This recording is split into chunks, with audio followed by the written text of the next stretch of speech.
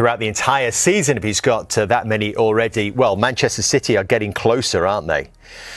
Just 3 points now off the new leaders, Arsenal. And I say new leaders because I think everyone was probably a little bit surprised with how it ended up at Stamford Bridge on Saturday night. Liverpool went behind, got themselves back into it, but then lost late on. Jamie, how did it happen?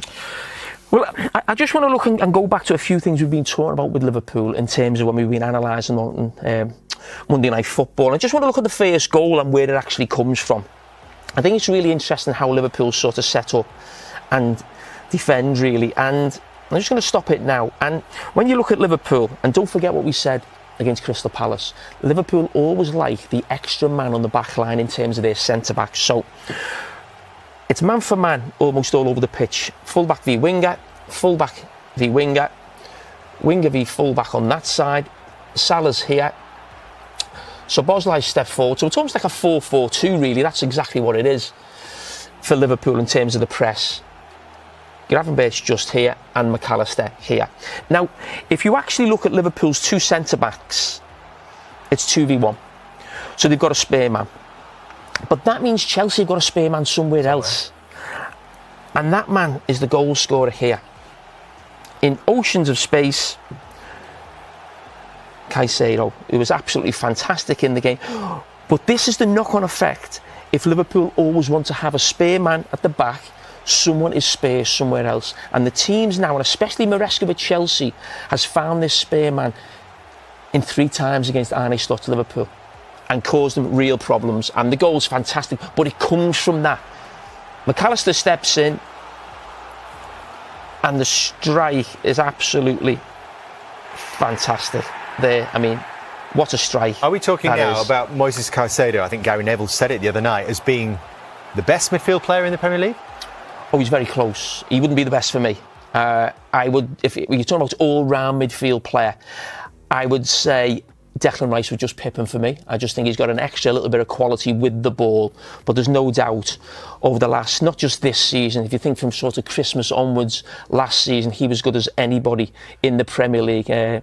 Fantastic performance, and don't forget it was Liverpool and Chelsea battling out for his signature 18 months ago. But I think Declan Rice just has the edge in terms of his passing. Chelsea certainly very happy to have him, and they're very happy to have Estêvão as well, who popped up having come off the bench with the winner.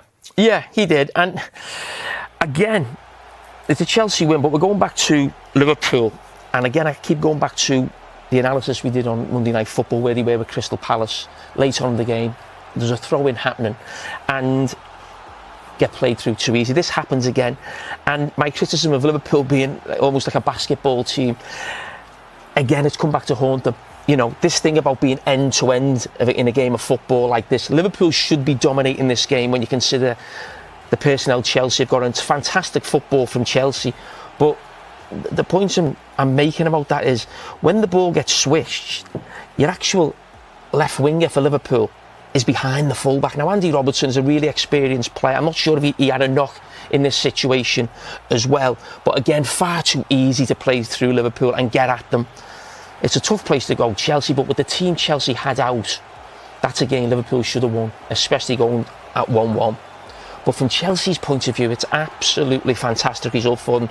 The biggest result, I would think, under Enzo Maresca in his tenure, certainly at Stamford Bridge. But yeah, certainly in the Premier League, yeah, in the Premier League. Listen, they won the World Club Cup against Paris Saint-Germain, but in terms of a togetherness with the club and what it meant, I think it was an unbelievable victory for them. Andy Robertson's bending down at the back post, maybe just switch off. Whether he gets his injury there or it was just before there, we're not too sure.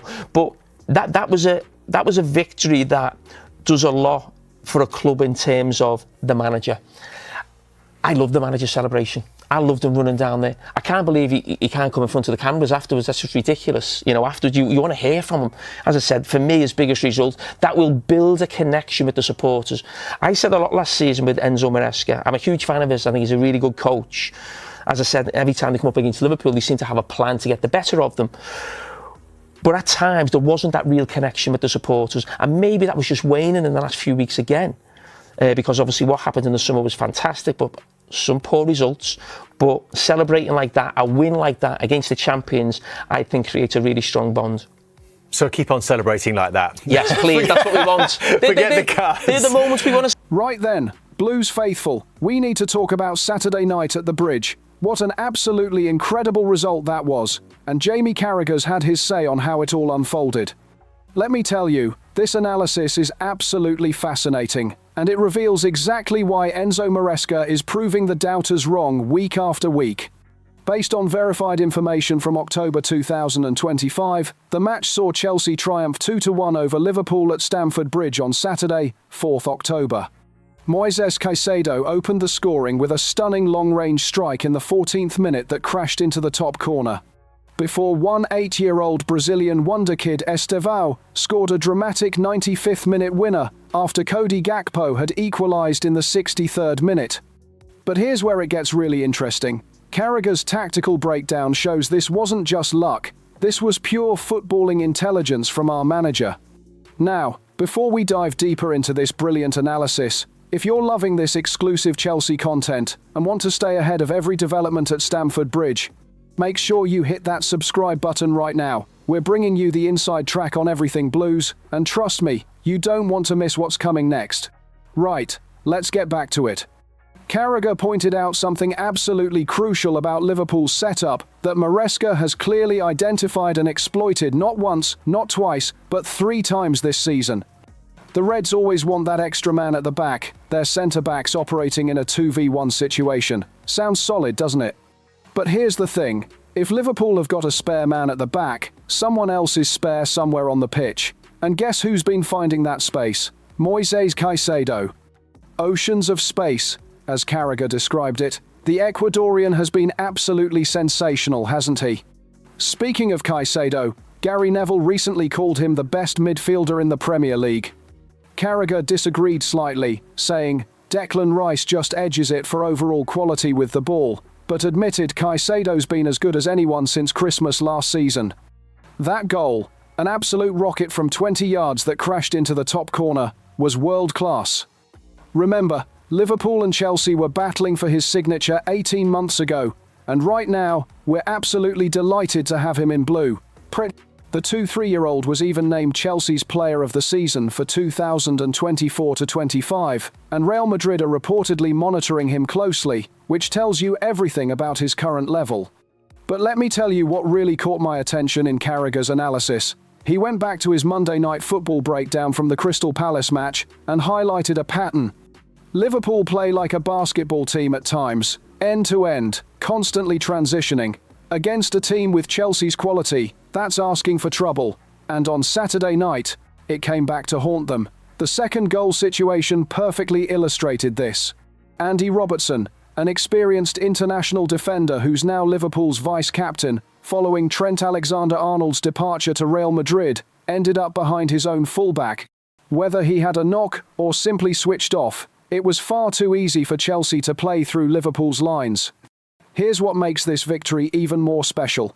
Chelsea were without 8 players due to injury and suspension, including our talisman Cole Palmer. We had to make enforced changes with both centre-backs, Benoit Badiashile and Josh Achiampong going off injured during the match. This was a Chelsea team showing incredible character, incredible depth, and incredible tactical nous. Carragher himself said with the team Chelsea had out, this was a game Liverpool should have won, especially after equalising at 1-1. But we didn't just compete, we dominated large spells and thoroughly deserved all 3 points. And can we talk about that celebration? Maresca sprinting down the touchline to celebrate with his players, ultimately getting sent off for his exuberant celebrations. Carragher loved it. He said this was Maresca's biggest result in the Premier League, the kind of victory that builds a genuine connection with the supporters. Last season, despite brilliant football at times, there wasn't always that emotional bond with the fans, but celebrating like that, running down there with pure passion after beating the champions, that creates a really strong bond. Carragher was spot on when he said this result does so much for the club in terms of backing the manager. Every time we've come up against Liverpool under Maresca, we've had a plan to get the better of them. That's not coincidence, that's coaching excellence, that's preparation. That's understanding your opponent's weaknesses and having the tactical flexibility to exploit them. The way our press worked in that first half was exceptional. Reece James hounding Mohamed Salah all the way back to the goalkeeper. When Liverpool tried to break, that's organisation, that's discipline, that's exactly what Maresca demands. We forced them into mistakes, we controlled the tempo, and even when Liverpool pushed in the second half, we found a way. Looking at the bigger picture, this victory was particularly sweet as it inflicted Liverpool's third consecutive defeat in all competitions, and came after we'd suffered back-to-back league defeats ourselves. Character. That's what this Chelsea squad showed. Young players stepping up, experienced heads like Caicedo producing moments of magic, and an 18-year-old Brazilian wonderkid, who only joined the club in August 2025 from Palmeiras for an initial £29 million, popping up with his first Chelsea goal at the most dramatic moment possible. Estêvão's arrival has been one of the most exciting transfers of the summer. The teenager, who's been compared to Lionel Messi and Neymar, joined Chelsea after turning 18 in April. He even played against his future teammates in the Club World Cup quarter-finals when Chelsea knocked out Palmeiras. Now he's repaid that faith with a stoppage-time winner that sent Stamford Bridge absolutely wild. Maresca afterwards couldn't do his press conference because of the red card, and Carragher thinks that's ridiculous. After a result like that, after celebrations like that, fans want to hear from the manager. But you know what? His assistant Willy Caballero summed it up perfectly. The boss is so happy, and we achieved 3 points in the last seconds. That's all that matters. This is the kind of result that can define a season. This is the kind of tactical masterclass that shows we're not just participating in this title race, we're genuine contenders. Maresca has identified how to beat one of the best teams in the country, and he's done it repeatedly. The connection with the fans is growing stronger with every performance like this. And most importantly, this young, talented squad is learning how to win the difficult games, the tight games, the games where everything's against you. Saturday night at Stamford Bridge wasn't just 3 points. It was a statement. It was validation. It was proof that Enzo Maresca knows exactly what he's doing, and this Chelsea team is going places. Jamie Carragher's analysis just confirms what we already knew. Tactically, we're outthinking opponents. Physically, we're matching anyone. And mentally, we've got the character to win when it matters most. What a night. What a performance. What a manager. Come on, you Blues.